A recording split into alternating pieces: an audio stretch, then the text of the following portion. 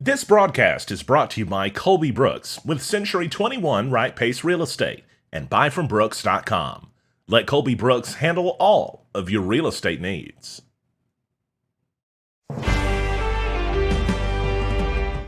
It's good to have you in today on NEA Report. We're looking at the latest Arkansas COVID-19 numbers coming up next. And we're also looking at the governor's hopes and desires to reopen the state on May the 4th. Some important dates are coming up next week for barbershops, salons, also for businesses like gyms and congregational settings like churches too. So we're talking about all of that next. Plus, probation for a pair accused of shooting porn in public. They had faced 54 years in prison. And attempted murder in Truman. Early this morning, reports of a man being arrested after shooting a woman in the face. The details are next on NEA Report.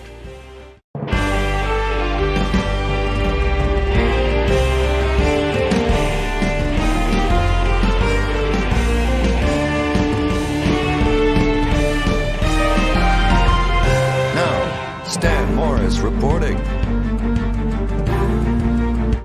Great to see you today on NEA Report. Stan Morris reporting in Jonesboro. It's Wednesday, April 22nd, 2020.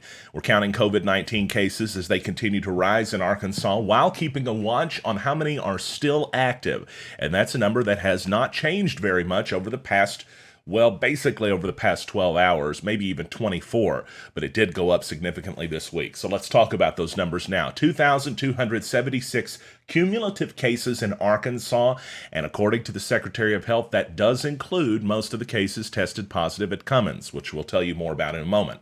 Of the numbers of cases that are out there, 863 have recovered. So that means with that number plus 42 deaths, there are still 1,371 active tested positive confirmed COVID-19 patients in Arkansas. Of course, I say confirmed because there may be more, and we haven't tested them, and all of you know that. The number of deaths actually went down, which is because of an error.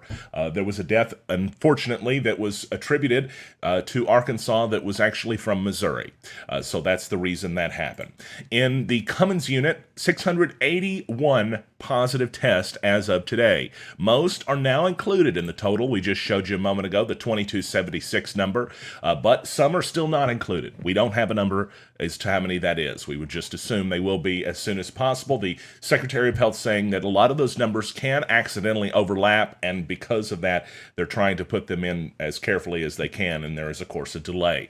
We also learned today that at Cummins, more testing is going to be performed on inmates there at all of the barracks, not just the one where the outbreak has taken place. So it's likely we're going to see numbers go up significantly if they're testing everybody there in the other barracks too. We'll just wait and see. But we did learn that up to 681 inmates, now the number with 14 staff, having tested positive.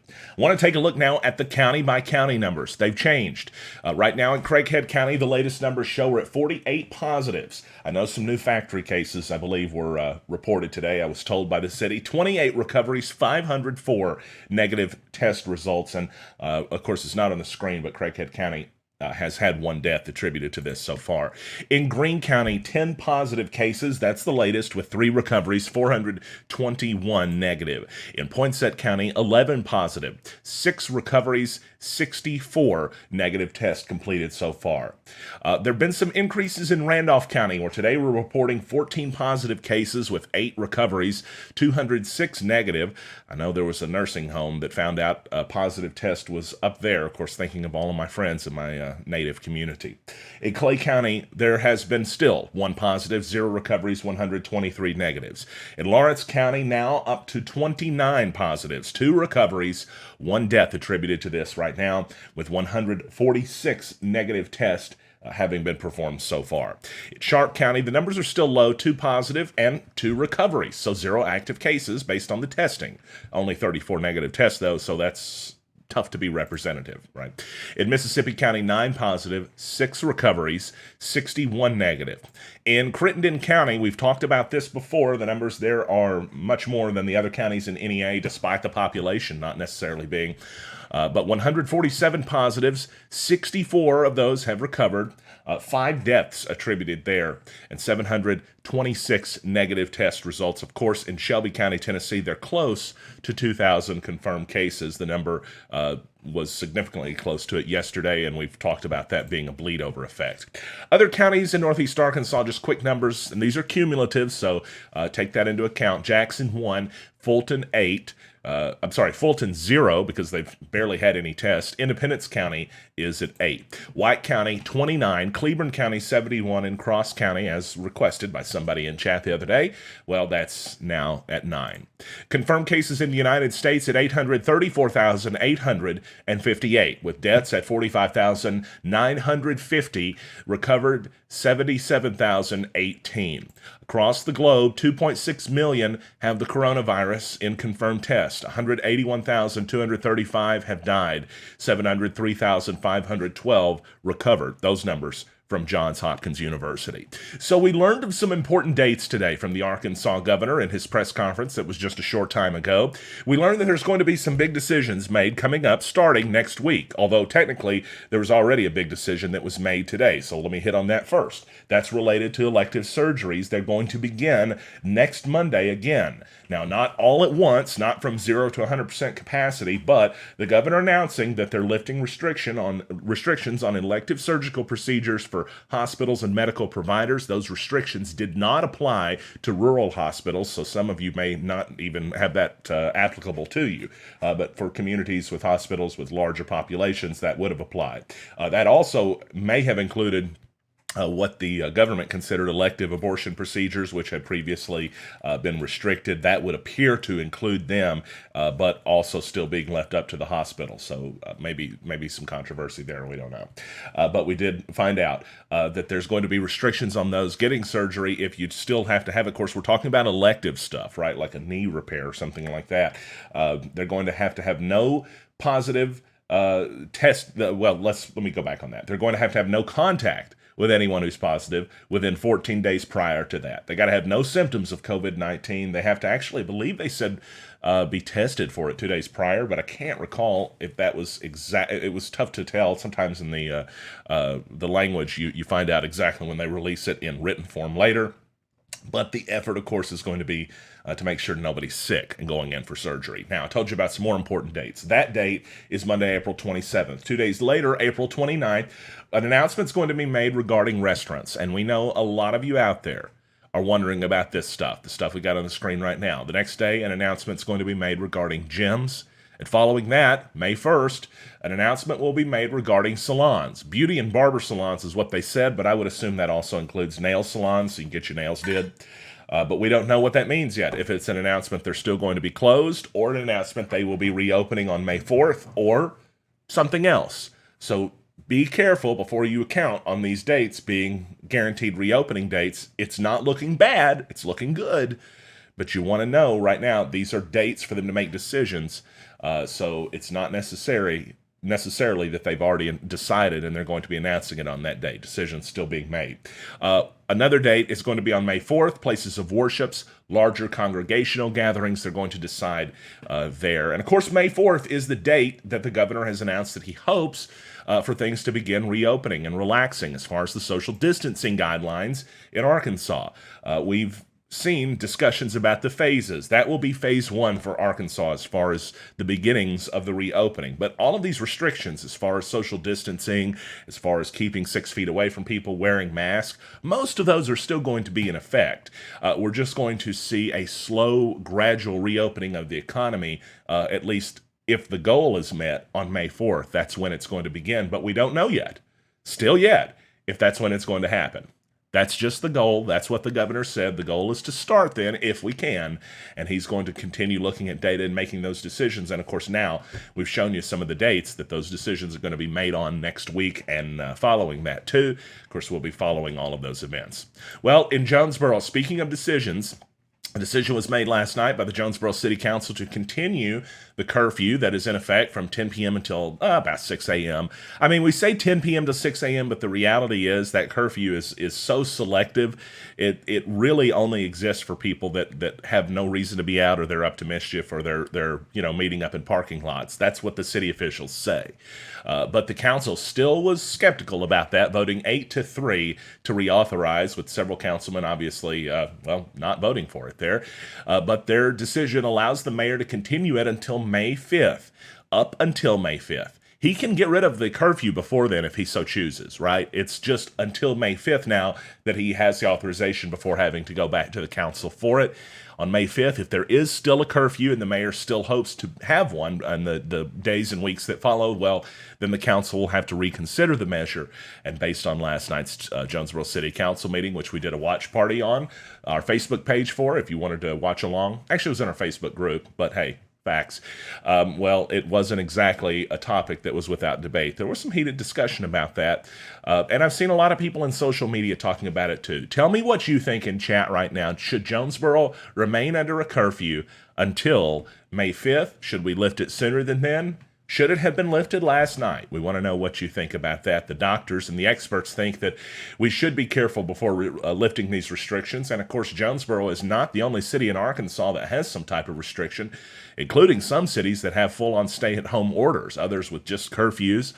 Jonesboro initially implementing a curfew following the tornado that happened, the devastating tornado that took place and just ripped a hole through the town. Then, after that, it was lifted for a short time and then reauthorized after some new walk-on ordinances were produced at the council meeting. So, once again, as we've talked about today, the big numbers, as we go back to those, for those joining late, 2,276 cases in Arkansas with 1,371 still active. 42 deaths, the number that went down actually because of a mistake where somebody in Missouri had been reported to be an Arkansas resident. The outbreak at Cummins up to 681 now, most of those included in that total, but some still not included.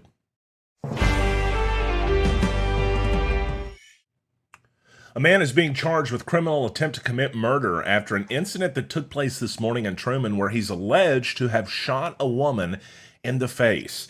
Here's what took place at approximately 12:22. The Truman Police Department got the call from a female requesting help, according to a press release, but it doesn't say exactly how much she was able to tell the dispatcher because it says the dispatcher could only hear a child crying in the background and a possible gunshot in the background too. The dispatcher didn't get the address but was able to locate it, and officers were sent to the location, which was the 400 block of Speedway Street. Officers arrived and found a female had been shot in the face. The officers then gave her aid immediately and began investigating the shooting. Later this morning, it was about 8:30 a.m. that Truman police officers, along with U.S. Marshal Eastern District Fugitive Task Force officers and sheriff's officials from Poinsett County, teamed up to arrest the man, Denarius Chandler, 27, of Truman. That's his mugshot right there, by the way. He's being charged with a criminal attempt to commit murder in the first degree, aggravated residential burglary, and endangering the welfare of a minor in the first degree, apparently a child there during this whole crazy incident. He's being held in lieu of a probable cause hearing, which is going to take place on Friday, April 24th. Very scary incident happening early this morning in Truman. Well, a couple accused of filming porn in public has gotten off with probation after facing some 54 years in prison. Can you imagine that, facing 54 years in prison, 9 felony charges each that included public display of hardcore sexual conduct, sale, possession, or distribution of obscene film, and promoting an obscene performance. All 3 of those charges somehow were Class D felonies punishable by up to 6 years in prison and a $10,000 fine. So what's 6 times 9? Well, last time I checked with Miss Bailey, it was 54. And of course, $90,000 in fines if you take that $10,000 times at 9. Instead, on Thursday last week, they instead pleaded guilty each to 3 counts of misdemeanor indecent exposure. Maybe something they should have been charged with initially. That's up for debate, I guess. But the suspended imposition of jail for 1 year was made on condition they pay, get this, just under $1,200 in fines, court costs, and fees. So there goes their stimulus check. $1,190 in fines, court costs, and fees. But it's a far stretch from what they were facing with the nearly absurd amount of prison time that had been actually sought. I mean, it's not like that the prosecutors themselves had made the statement that they intended to go for the maximum, but They charged him with 9 felonies each. It began when the Street Crimes Unit received tips that the two that were involved in this, Leslie Sessions, Derek Calloway, had performed acts in public and filming it. They were at different Jonesboro locations, including Cheddar's, which is no longer there. Can you imagine? We would have thought saying that when this story first broke. Also Home Depot. Some other videos too. The videos basically were there's kind of a fetish where you're engaging in forbidden behavior in public, and that was the idea. Hundreds of thousands of views on some of their videos, though. No doubt popular videos, and this didn't hurt them either. I think they got a lot of views from this stuff too. They had their home raided, though. After they were filming this stuff, they had their home raided in 2016 by Jonesboro Street Crimes Unit and Truman Police for making porn, right? Their attorney, Randall Miller, previously called that raid and prosecution a clear abuse of state power. He tried to even have the statutes they were charged under unconstitutional. We hope to speak with the couple in the next few days and maybe bring you more about their story, a crazy story indeed, and more at neareport.com if you want to read about it. Thanks, everybody, for joining us today on NEA Report. It really does mean a lot to us that you choose to spend a little time with us every day. We know your time is valuable, and we appreciate it. And if you think we did an okay job, we would appreciate a like or a share right now, if you don't mind. Also, if you want, a subscribe or a follow. Stay tuned to the latest news. We'll keep you up to date all throughout the week. And a supporter request, too. 99 cents a month to become a supporter. You get exclusive shows. I interviewed 2 of my old favorite TV friends last week. Old as in back when I was in TV. They're young people. I gotta get out of here. I'm gonna get in the doghouse. It's Stan Morris at Jonesboro. You're up to date. We'll see you next time on NEA Report.